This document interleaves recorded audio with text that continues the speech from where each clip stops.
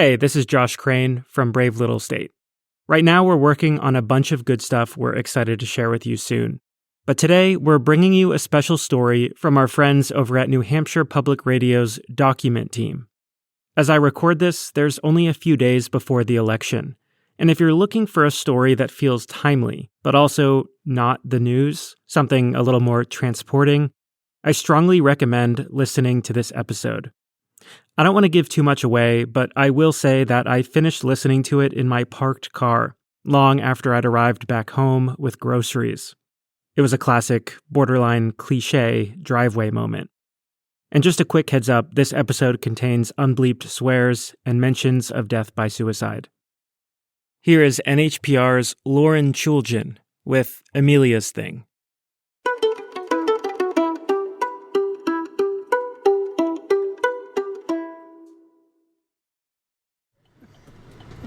These are my moo cow friends. I say hi to them every day. I know, they look cute. And there's like 2 horses over here. I'm sitting in the front seat of Officer Emelia Campbell's police cruiser. We're on a tour of her typical patrol route in Northumberland, New Hampshire. She showed me her preferred speed trap spots, the scene of a hit and run from last week. But this, a farm, this is the hot spot. Suddenly, 2 horses jump up on their hind legs and start kind of swatting at each other. Oh, hey, ho. Break it up, guys. Don't make me come over there. Life as a cop in a rural town can be slow. Emelia's got a good sense of humor about it. But this job can also drive her a little nuts. She says 90% of the calls they get in Northumberland are what Emelia describes as non-police matters. Case in point, a call comes in. It's a message from police dispatch. Emelia looks down at a computer screen that sits between us and starts reading. Yeah. So something like, we have no water and we're on the town water system. Basically, someone's water isn't working. So they called the police to fix it? So here's 28-year-old Officer Campbell, dressed in your typical police uniform, bulletproof vest, gun in a holster, and her brown hair pulled back into a bun. She puts her hands up like she's exasperated and mouths, "What do you want me to do about that?" What do you want me to do about that? I can't just wave a magic wand and be like, let there be water. I was like, you might want to call the water department. Just give me 1 second. Now, before you start thinking that Emelia is just going to shrug this woman off, she picks up her phone. Are you going to call this person? Yeah, and then I'll probably call the water department just to see. They might. Well, that's nice of you, Emelia. I know. I try. Don't tell anyone. I'm a nice person. I won't. I will, actually.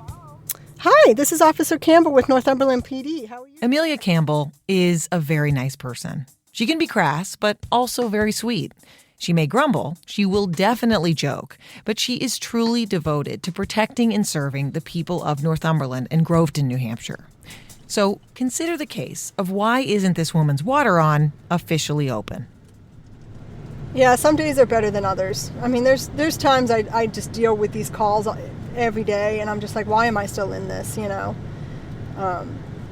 Because it's really not what I want to be doing. I want to save lives, and I want to protect people. There's days up here where I'm just like, I ain't doing that. You know, I feel like I'm keeping 2 neighbors from just letting them yell at each other for 30 minutes. So why are you here? Pays my bills. I like my chief. And I still have a lot that I need to work on emotionally. A lot she needs to work on emotionally. This question I'm asking Emelia is kind of a loaded one. Emelia is here because of January 6th. Emelia was a Capitol Police officer. Nearly 4 years later, January 6th still lives in her brain and in her body. Emelia's all the way up here with the horses and cows in Northumberland because she's trying to heal. Civil dispute calls, you know, just people not getting along with each other, neighbors not getting along with each other, and just that confrontation of them fighting and yelling at each other that just brings the flashbacks of this guy yelling at me. We want those fucking traitors! And that just kind of those emotions and that confrontation of people and, you know, those heated arguments are what kind of bring back those images for me.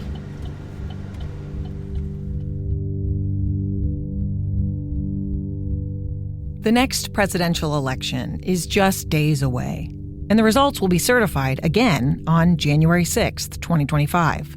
Who knows what might happen this time? This country can't even agree on what happened last time. Was it a day of love, as former President Donald Trump calls it, or was it an attack on our democracy? I found a poll from earlier this year that said 43% of the people surveyed feel that too much is being made of January 6th. It's time to move on from it, they said. Move on? What a luxury that would be for people like Emelia Campbell. People died that day. Many, many more were injured. And there's a silent impact of this day that we'll never get an accounting for. At least 5 police officers who responded to the attack on the Capitol died by suicide. It's impossible to know how many people on the Hill that day now navigate life with PTSD, like Emelia does. Emelia has never spoken publicly about January 6th. But lately, she's changed her mind. She's decided she wants you to know what happened. How it's not a political thing for her. It's a scar. Something that lives inside her every single day. And despite it all, she's survived.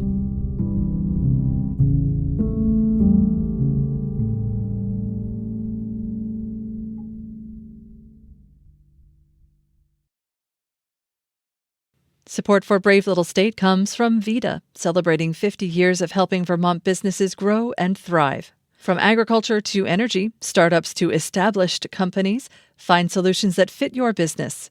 Visit VEDA.org to start your next chapter.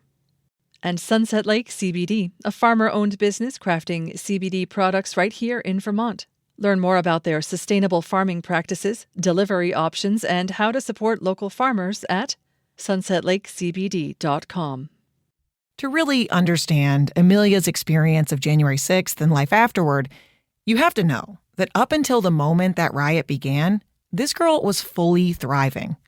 It was, ironically, I think, for everyone else that was miserable in 2020, it was my favorite year. Her favorite year, 2020. Not many people, she realizes, would say that. But even amidst a pandemic, Emelia was living her dream life. She grew up mostly in Loudon, New Hampshire, a place she was dying to move away from. All we had was cow tipping and NASCAR in Loudon, and I didn't really partake in either of them, so it was a lot. In high school, Emelia set 2 big goals for herself. I want to live in Washington, D.C., and I want to work in law enforcement. And by 2020, Emelia, at 24 years old, she had checked both those boxes. She was a Capitol police officer, her first job out of college. She had recently moved in with her boyfriend, Rob, also a Capitol police officer, and she was happy, settled. Emelia's assignment was the First Responders Unit, or FRU. It was her job to protect the outside of the Capitol building. This seems like a good time for me to tell you Emelia hates politics. She has absolutely no interest in it, never has. Some of her colleagues loved the access to congressmen and women. Others, she says, took the job because they wanted to protect democracy. But Emelia is motivated by rules, the literal enforcement of laws. Why is it important to protect the Capitol? It was my job.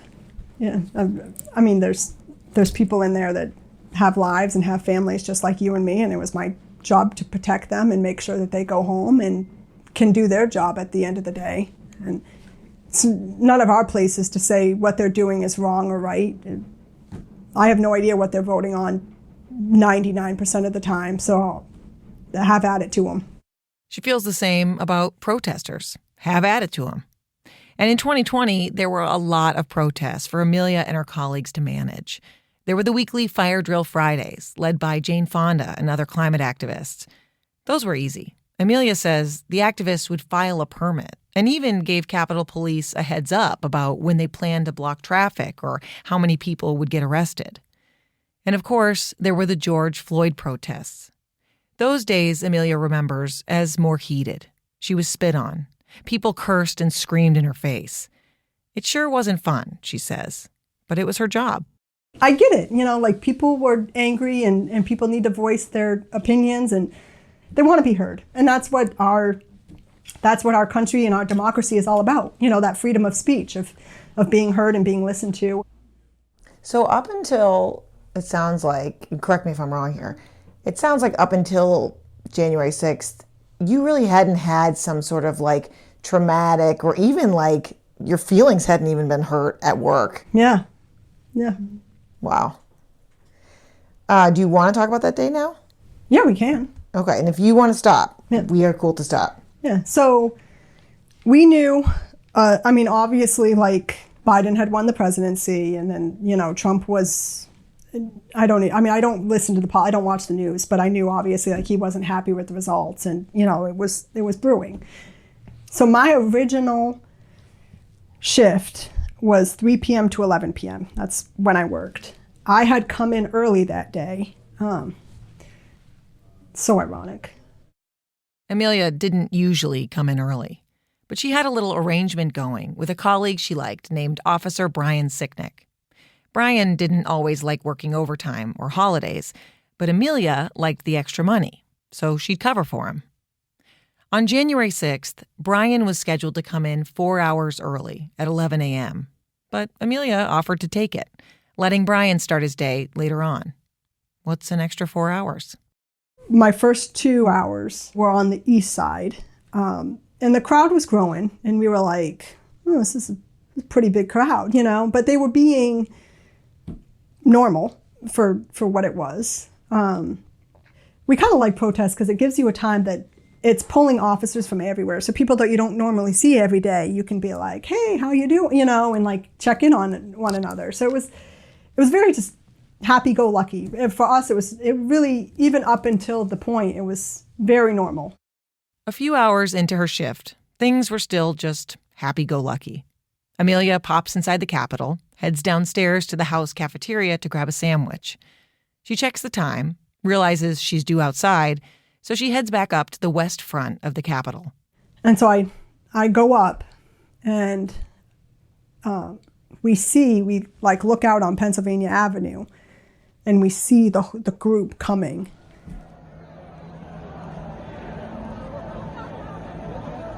And I was like, holy shit, that's a lot of people.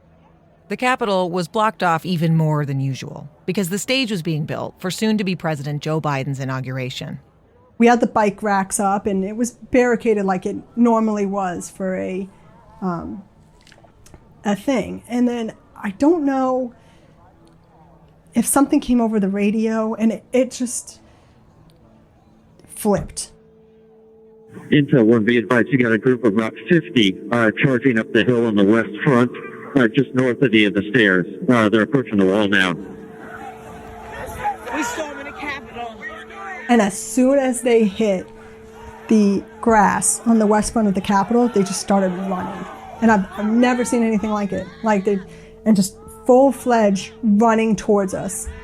Like 1 minute, the west front was empty, and now it's completely covered in people. It's our house! There's always people that kind of like push the bike racks, and we push them back, and we say, no, don't cross the bike rack, like we were doing our thing. And for me, it was this guy just went in, there was a ladder that was right by the scaffolding, and he went to take the ladder, and I was like, what the fuck are you doing? And I grabbed the ladder, and then the other officer came, and we took control of the ladder, and I kind of flung it up the stairs, and I was like, what the fuck? And then it was just, and then all of a sudden it was just chaos. It was absolute chaos, and there was officers everywhere, and then, officers were spraying OC spray at them, and it was just getting in the air, and then they were spraying shit back, and it was in the air. OC spray is pepper spray. Officers were trying to use it to hold their line, but rioters were spraying stuff back at them. And Emelia says she and her colleagues were not prepared to manage it. So, at one point, I got sprayed with, OC spray or something, and we had nothing set up. So I was looking around, I was like, who has a water bottle? I have to get this out of my eyes. Emelia finds some random Yeti water bottle on the ground and starts flushing out her eyes with it. it just burns. And you can't, your influx is to like close your eyes, which really you can't do, because then you're really getting it. You have to like air it out. You have to get it out of your eyes. So like, crying and blinking and, your nose is running. Once she's able to see clearly, Emelia happens to glance down at her smartwatch, and she sees tons of notifications from her family group text. My aunt at one point was like, "Are you watching this?" And then my sister was like, "Is she okay?" I remember being on the stairs. I was helping with the OC spray on somebody, and I had just doused her eyes, and I looked up, and I kind of had that free moment, and I knew, I was like, this is going to be the only time to say something. And I found my mom's name, and I texted her, "I'm okay."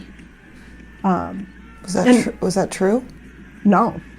I mean, I had just been OC sprayed, and I thought I was going to die. I did not think, at the beginning of it all, I did not think I was going to live through that day. I just knew it calmed them down.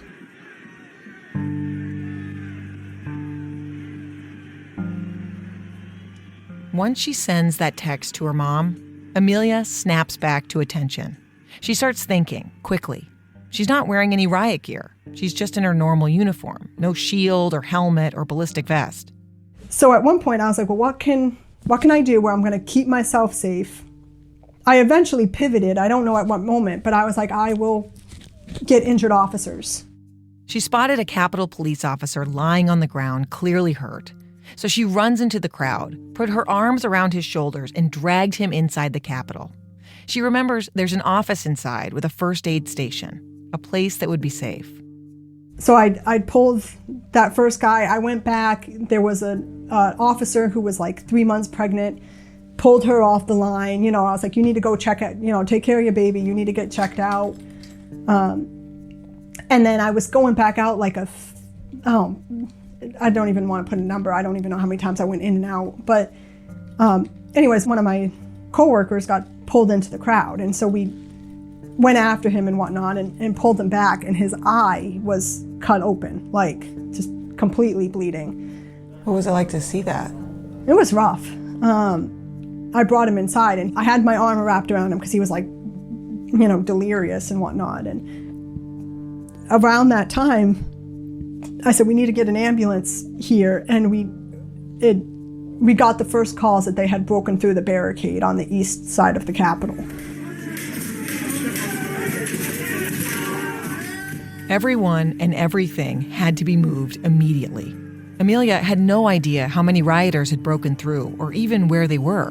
She just had to get these injured officers to safety.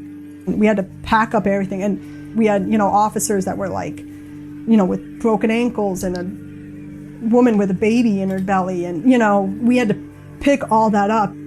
As they start moving through the corridors of the Capitol, Emelia says she starts to lose track of time. I lost track of everything. I mean, I couldn't have even told you what side of, I didn't know if we were on the Senate side, if we were on the House side. I didn't even know if we were still at the Capitol. Like, I had no idea.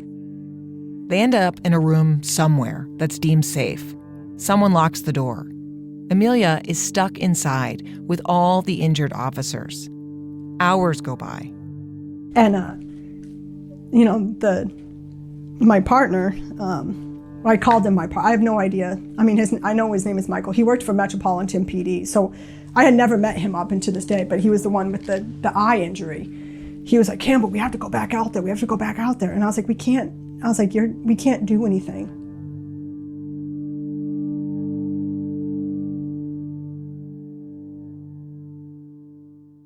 By 8 o'clock at night, we got the radio that it had been cleared and that the building was deemed safe.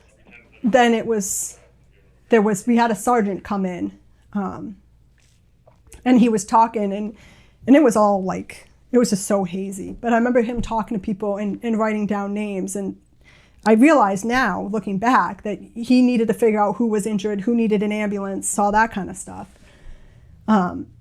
He came over to me, and he said, "How are you feeling?" And I was like, I'm worried about him. Him meaning Michael, the officer with the eye injury.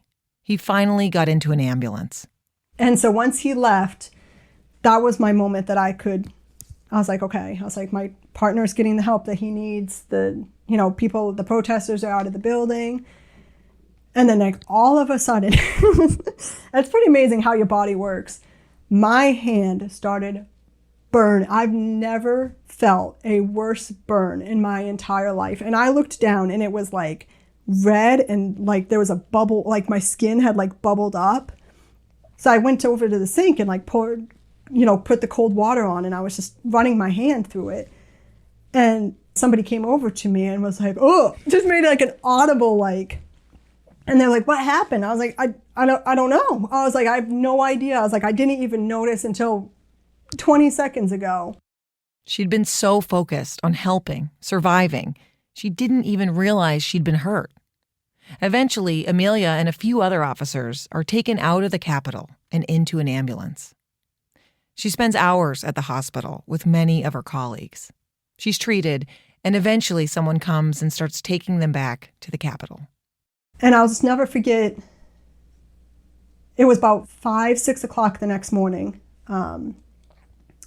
We got the ride back from the hospital to the Capitol building. And we were walking through the Capitol and just the destruction. And it was cloudy inside from the smoke and the spray. And we were just walking down the hall and we were seeing broken glass and debris and somebody's shoe like that they lost. I mean, just, and you could just sense the emotion in the air, and you can sense that, we had all just gone through something that none of us really knew what had just happened. And it was, you can see it in your head. Yeah. it was crazy. Emelia starts tearing up. She relives this day in her head all the time, but it usually stays in there. She hardly ever talks about it, especially this next part. As she walks through the haze, she spots a group of officers. They were like sitting on the bench outside of our, just kind of slumped over defeated. We were just all defeated, mentally, physically, emotionally. And I heard about Brian Snik. Brian Snik, the Capitol police officer who Emelia always covered for, who she covered for on January 6th. Brian had collapsed at the Capitol. Another officer tried to give CPR, but it wasn't looking good. Brian was taken to the hospital and was currently on life support. Emelia was exhausted, defeated, badly burned, and now incredibly worried. It was mid-morning now on January 7th. January 6th was over, except it had only just begun.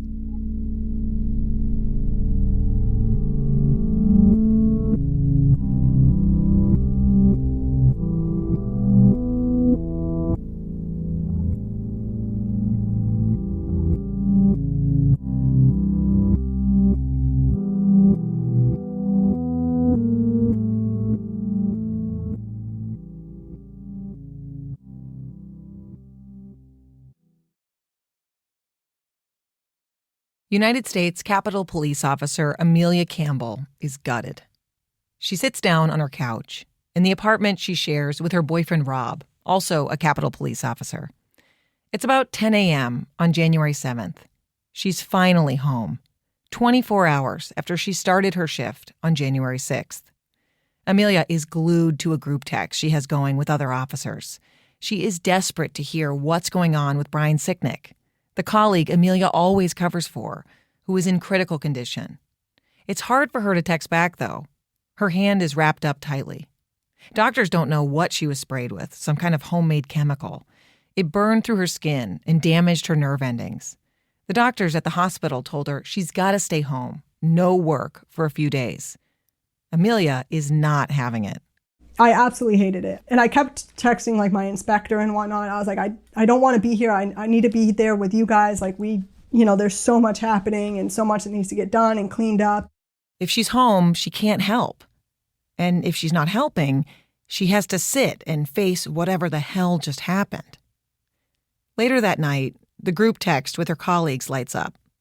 There's news about Brian Snik. We got word that they took him off support, and that he had passed away, and that was rough for me. Emelia pauses. Her face clouds over. I took his shift. Would he still be alive? I mean, I don't even know what he faced when he came in for a normal shift, or what that looked like, or so if he was in the position that I was in during that, I made it out, so it's just kind of those emotions, the what ifs really took over for me. And just a lot of anger. And there was anger about what? Just that these people had killed somebody. Over what? Because you were mad that this guy didn't become president when you wanted him to? Who are you? I mean, I'm all for freedom of speech. I'm all for voicing opinions. But who are you to decide who lives and who dies? And why is it fair that this guy that was just doing his job, got killed? Months after Brian died, the D.C. medical examiner determined he had multiple strokes hours after the battle was over. So the technical determination was he died from natural causes. But the medical examiner also said the riot, quote, played a role. Emelia lasted less than 24 hours at home. She had to go back to the Capitol. Doctor's orders be damned. I mean, by the time, I think I ended up saying fuck it to the hospital. I went in after that second day. I think I took the 7th off, and I literally went in the next day on the 8th. Emilia's able to talk about all this now, but back then, talking about her feelings was impossible, not an option. And when she'd run into her colleagues, it's not like they'd open up either. They just talked about what they saw, the ways they fought the rioters off. And that just made Emelia feel worse. You wanted to be in the thick of it. You wanted to, so for me, that was another issue I had with the processing of it, was that I was kind of, at the very beginning, yes, I was fighting them, but then I got very fortunate in the fact that I was just helping the wounded. And I wasn't in too many of the thick of it battles. Which is good, because it meant she was safe, alive. But during all those hours she spent locked in that room, who else could she have helped? Could I have, saved somebody? Could I have, there's I just felt kind of wimpy. Not that, I didn't go and hide in any means, and I was like, I want, you naturally have a fight or flight, and mine is fight. I am not a flighter. But in some of the, where people were and what they did, mine kind of sounded like, Emelia trails off. She knows this is not a healthy place to let her mind go. The idea that everyone else was brave and fought, and she hid, a flighter. She now gets that's not what happened, that it's not her fault. But that's the Emelia of now. In January 2021, she was consumed with guilt. We were all dealing with our problems. Mine were no better than anybody else's. And I just figured, in the process of thinking about what everyone else did, I was sure that somebody had bigger trauma than what I had gone through. All these pent-up feelings eventually found a target, her boyfriend, Rob. Because Rob's usual shift at the Capitol started at midnight. So Rob's schedule was to sleep through the day and work through the night, which means nothing in his world had changed, because through January 6th, he was still sleeping. He had no idea that anything had happened until he just normally woke up from his alarm clock and saw the news alerts. And so when you're going through something, you need somebody to blame. I blamed him. I was so mad that I got hurt, that we had officers hurt, that I had gone through this traumatic event, and he just fucking slept through it. Oh. It's in this traumatized, angry, isolated state that Emelia throws herself back into work. And in the days following January 6th, The bosses at Capitol Police decide that everyone will work 12-hour shifts, 6 days a week. They offered hotel rooms downtown, closer to the Capitol, and Emelia took one. For the next few months, Emelia's life was as follows. Wake up, ignore feelings, dress burn on hand, walk to Capitol, work 12 hours, walk home, eat a little, drink a lot, sleep, wake up, do it again. She was wound so tight that if you poked her with a pin, she would have exploded. Vince Carrag first spotted Emelia in the Capitol Police break room. It was a temporary space that had been set up at the Capitol with coffee and a bunch of donated food. Vince was in town from Texas. He's a police officer, but he was in D.C. as part of the Wounded Blue, a peer support group made up of officers from all around the country. Their main goal is to help law enforcement officers cope with injuries and trauma. This moment, Vince noticing Emelia, is an important one. It would be one of two really important breakthroughs for Emelia's mental health. Vince was sitting with another guy, a colleague of his, and he remembers Emelia walking into the break room because she was apparently impossible to miss. She was, in her winter gear. She was wearing a beanie, arms crossed, and you could feel the tension emanating off of her. And she went walking past, and me and the other guy looked at each other and went, wow, we got to talk to her.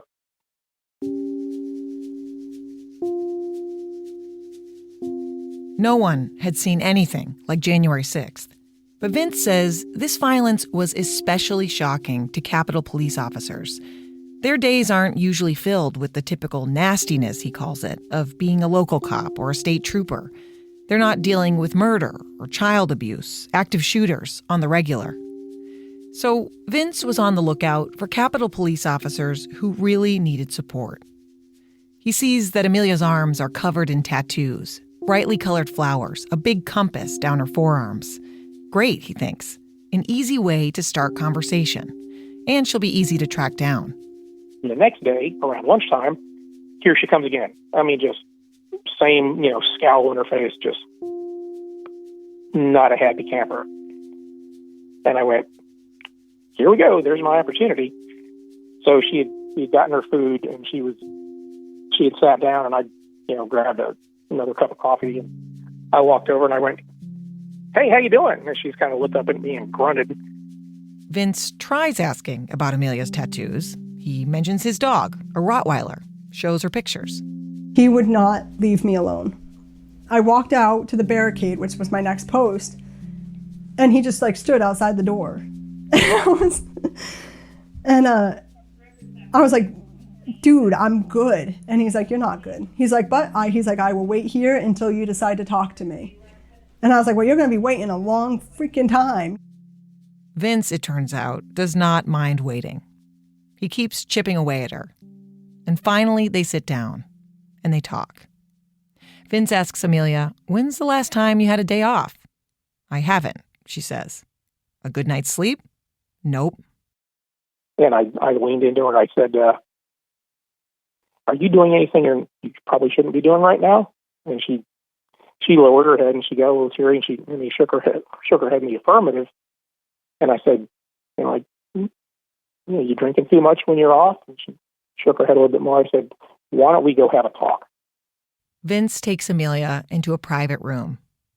And that's where he's really able to get through to her. The first and only person who gets her to open up. Yeah, at one point she just completely broke down. All I could do was stand there, hold her, and let her cry for probably 10 minutes straight.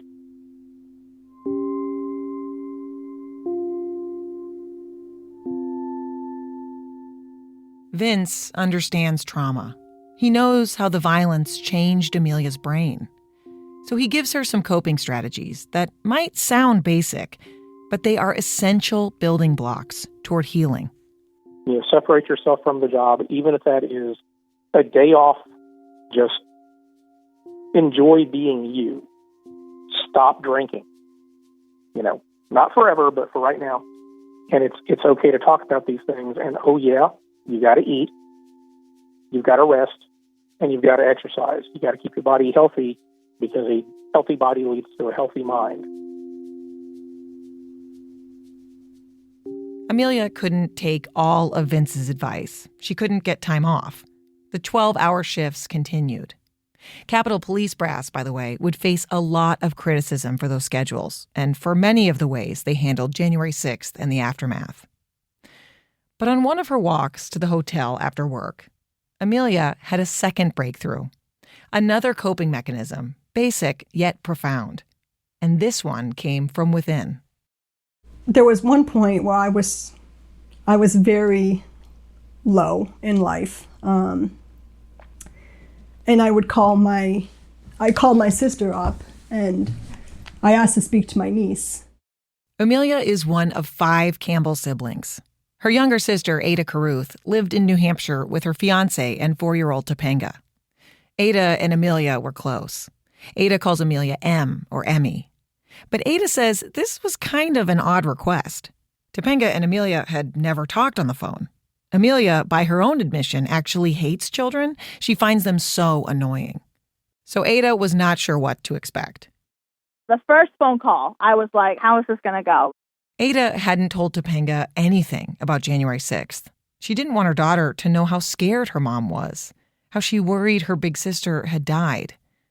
Ada wanted to protect her daughter, but she also wanted to help her sister. So she handed Topanga the phone.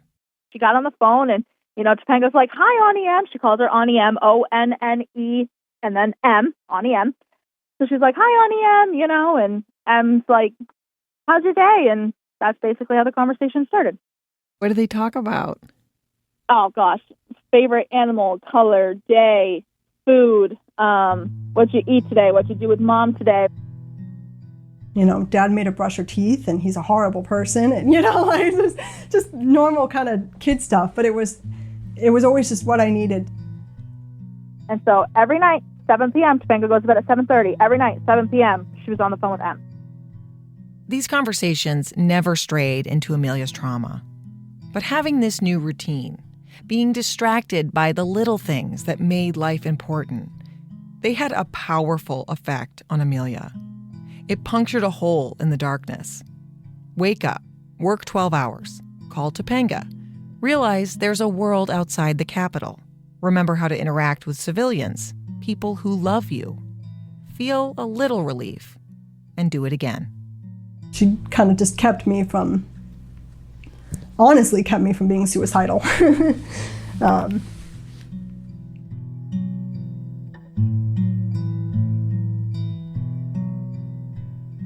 A reminder, if you need support, call or text 988 for the Suicide and Crisis Lifeline. That's 988.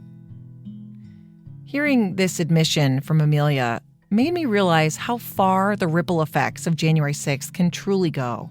It touched everyone in Emelia's life, even if they were too young to realize it. Ada calls January 6th Emmy's thing, because in their family, that's what it is. A traumatic thing that happened to their sister, their daughter, that affected the entire Campbell family.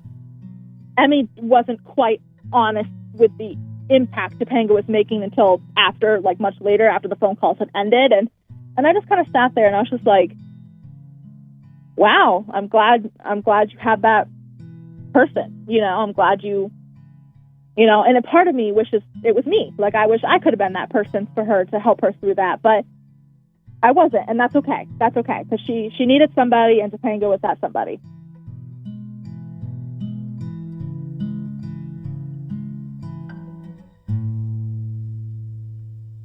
These two bright spots, Topanga and Vince, they helped carry Emelia through the next 4 months of 12-hour shifts.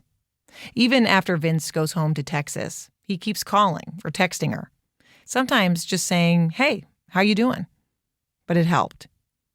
Especially since work never got easier. On January 9th, Capitol Police Officer Howie Liebengood died by suicide. A Metropolitan Police Officer, Jeffrey Smith, also died by suicide after the attack. And then, just months later, in April, a man drove his car into 2 Capitol Police officers, injuring one and killing the other.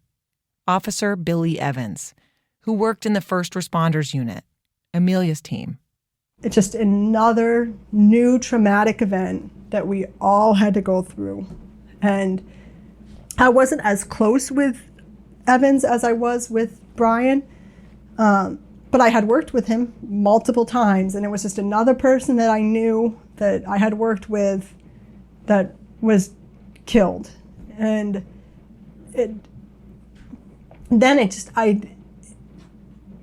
I just couldn't process. I had no time. I was like, we don't have any days off. I was like, we have no time. We have no energy. I have no way to process any of this. And it just all kind of came flooding back. I remember being on post and looking at my phone, going into a calendar. I think I did like 16 days.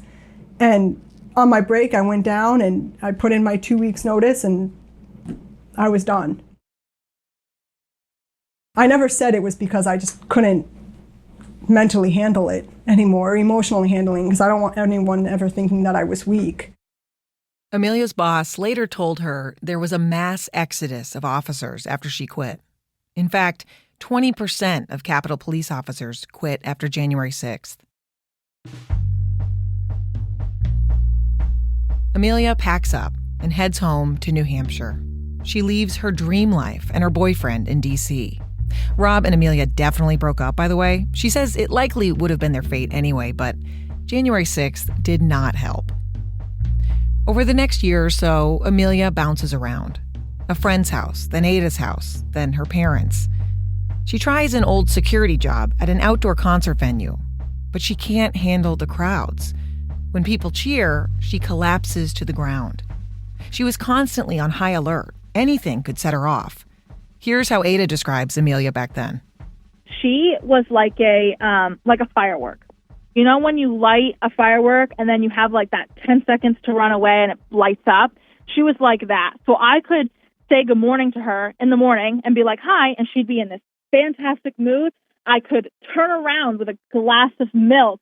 Why are you giving me milk? Why isn't it coffee? I want coffee. Okay, I'll get you coffee. Like, it could be so instant. We were always kind of on edge, but I don't blame her, obviously. It wasn't her fault, you know. It wasn't her fault. Slowly, Emelia will come to understand that. Therapy was a big help. Vince set her up with a trauma therapist in New Hampshire, and it took a while. Emelia didn't say much in the first few sessions, but she kept showing up, and her therapist kept asking things. And I was like, oh, she's trying so hard. So I was like, maybe I'll start talking. It was kind of like that subconscious, like, and then I finally opened up a little bit, and it just started feeling good. And I would open up a little bit more and a little bit more and a little bit more.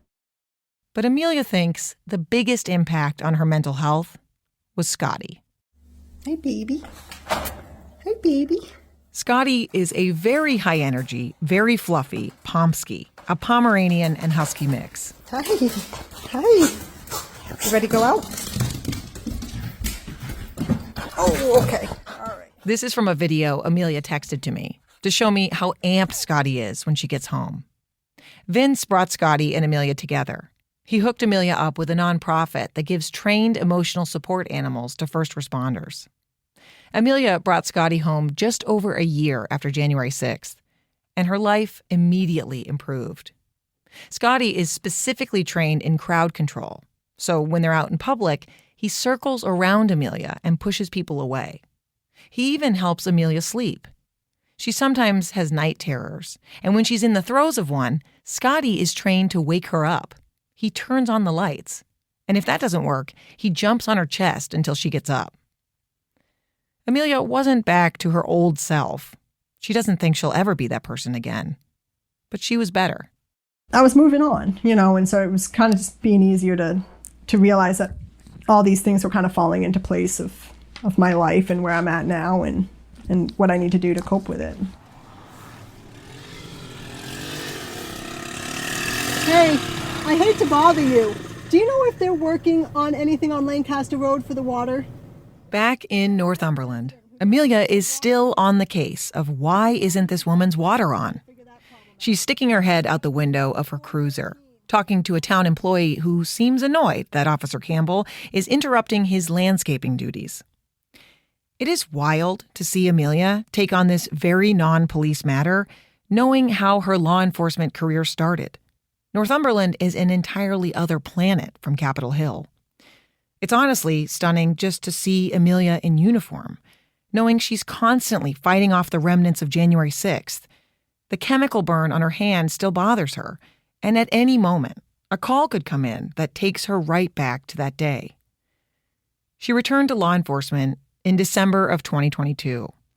And Ada, Emelia's sister, she has a lot of thoughts about this. I read some of the transcript of my interview with Ada as Emelia drove around. So I asked Ada, what do you think about Emelia being a cop? And she said, I thought it was real stupid. What is she frickin' doing? I'm sorry, Em. She says in the recording so many times, Emelia, she says, I'm sorry, Em. But I think that's the stupidest thing. She's back in the field that caused this PTSD. There's so many other jobs she could do so well. It's so stupid to put yourself in a vulnerable position. Why would you put yourself in a position to have something bad happen to you again? Yeah, she's not wrong.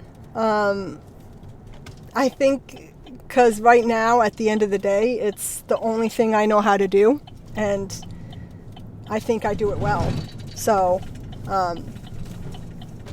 no, I mean, I have that conflict with certain calls that come through at certain times, and, I think about that. Emelia's PTSD, depression, and anxiety, they're not going anywhere. But Emelia says she knows how to take better care of herself. Having a quieter police gig is actually kind of helpful. She visits her moo cow friends when her anxiety is high. The calls, though annoying, aren't as violent. And she needs the experience, because Emelia has a new dream job. Emelia wants to start her own nonprofit, where local police departments hire her to come in and create mental health support programs for their officers. Over the past few years, Emelia has spent any spare brain space that she has on this goal. She got a master's degree in forensic psychology, and now she's applying for PhD programs. Why do you want to do that? Because I almost died. I don't think had I not had the friends that I made after, if I hadn't been talking to Vince, if I didn't have the family that I had, I wouldn't be here today. I know I wouldn't. So that's huge for me to, when you kind of go through something, you know that your life is worth living. And why are you still here? And I think this is my purpose, is to make sure that others know that they need to be here too. And to help them through that, to know that they're not alone.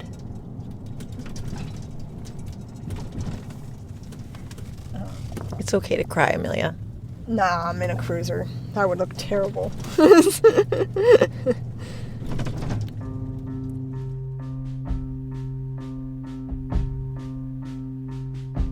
If you've been wondering how Emelia feels about the election next week, you might be surprised to hear that she is pretty unfazed by it. Some of her former Capitol Police officer colleagues are very involved in the election, campaigning for Vice President Kamala Harris even. But that's not Emelia's style. The girl hates politics. I asked her about the election and about the rioters themselves many times. The people who the federal government has now charged with harming her, they're people who former President Donald Trump has called patriots. In the first few months of 2021, Emelia says, she was definitely mad at Trump. She says he acted childish, like a toddler. He was supposed to be the person that we look up to, she told me. Instead, his supporters were brainwashed, she says, into conducting violence on his behalf. But she's moved on from that anger. She's not mad at Trump anymore. And her feelings about the rioters themselves are more nuanced. She is forever a Capitol Police officer, a person whose job it was to protect our freedom of speech. There are plenty of people, she says, who did not break any laws that day, who were just there to voice their opinion. but for the rioters who climbed the walls, stormed the Capitol, stole things, broke things, wanted to hang Vice President Mike Pence, and hurt Emelia's friends. She wants those people to take responsibility. And it bothers her that so many people still aren't, even to this day.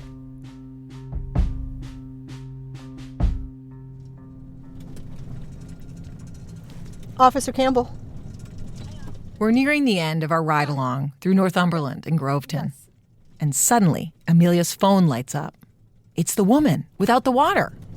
Oh, well, perfect. You actually I just got in contact with the water department, so they may be knocking on your door, just so you know, because I told them about your situation and they were going to come check it out. But I'm glad to hear that it's back, and I would fire that plumber. A break in the case. The water is back on. Emelia breaks out into a huge smile. If you ever have any comments, questions, or concerns, please don't hesitate to call, okay? All right. Have a great day. All right. Bye. And another crime solved in Groveton. Gotta love it when that happens.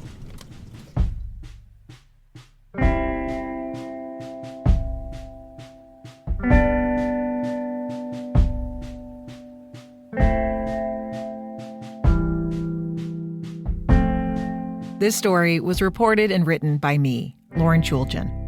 Jason Moon produced and mixed this piece and composed all the music. Katie Colaneri is our editor. Additional editing by Dan Barrick, Todd Bookman, Taylor Quimby, and Kate Dario. The audio you heard from January 6th was sourced from videos posted by Capitol rioters and protesters on social media, and then later published by ProPublica. The audio of the police radio traffic that day came from a congressional hearing. Photography by John Tully and podcast artwork by Sarah Plord. NHPR's news director is Dan Barrick. Our director of podcast is Rebecca Lavoie. Emelia's Thing is a production of the Document Team at New Hampshire Public Radio.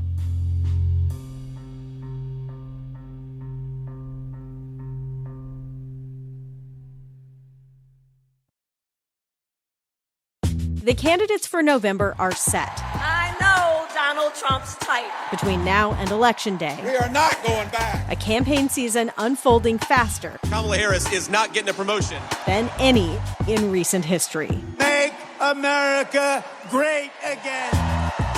Follow it all with new episodes every weekday on the NPR Politics Podcast.